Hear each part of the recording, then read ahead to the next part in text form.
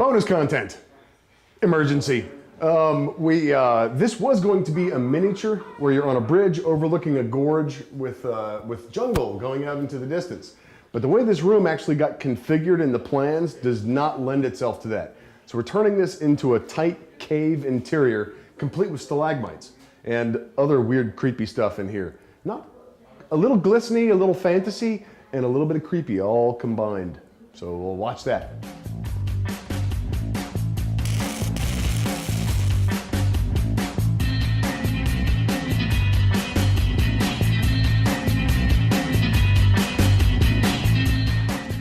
These are called cypress knees. The Cajuns call them bustios.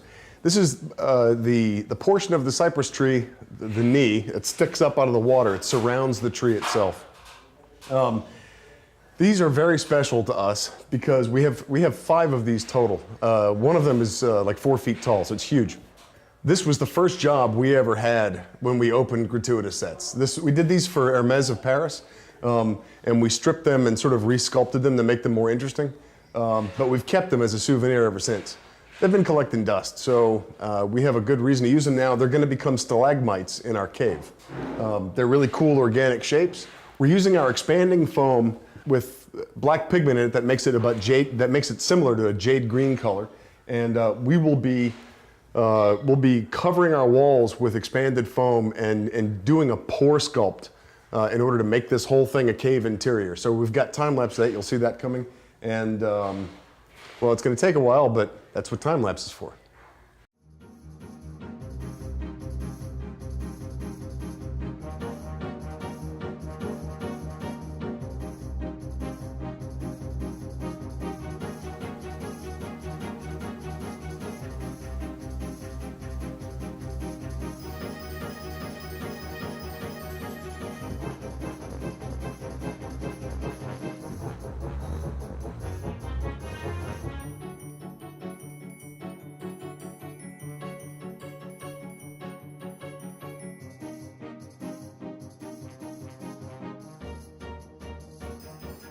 We are using 2 different densities of foam. Really, it comes down to we're using 10 slow, 10, and 5, depending on where it is and how much wear it's going to take. If it's far away from the viewer and that it's not going to be touched, then we can get away with using 5-pound foam. The way we're achieving this effect is by varying the amount of pigment that we add to each batch, and then kind of working around the room and placing color over color. And we're just trying to make it look like a lot of the cascade effects that you see in caverns across the United States and South America.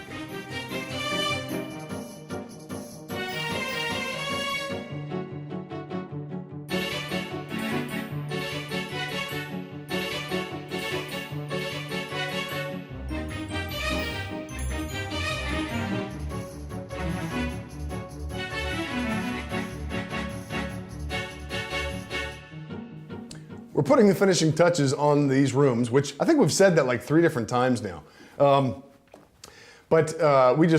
This is in place now, so we figured we'd talk to you in here because it's cool.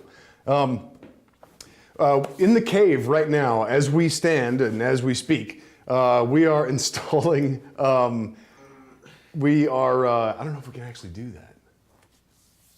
We just did it. Yoink!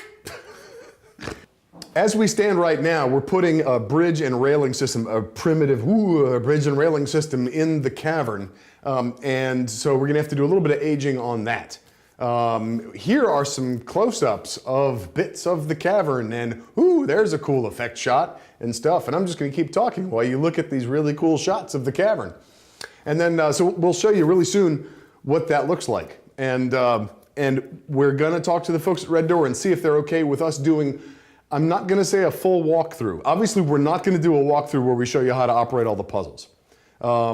You probably have some idea at this point of how integrated the puzzles are into the architecture. This full immersion is kind of what we're going for here, and so you'll see that. But we will at least do a walkthrough that lets you see the progression that you will experience as you move through the room. And so hopefully that'll be pretty cool. And you can see that.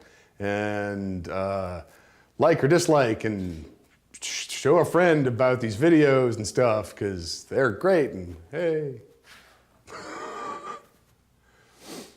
Matt doesn't have a mic on, so he's just gonna sit there and stare at you.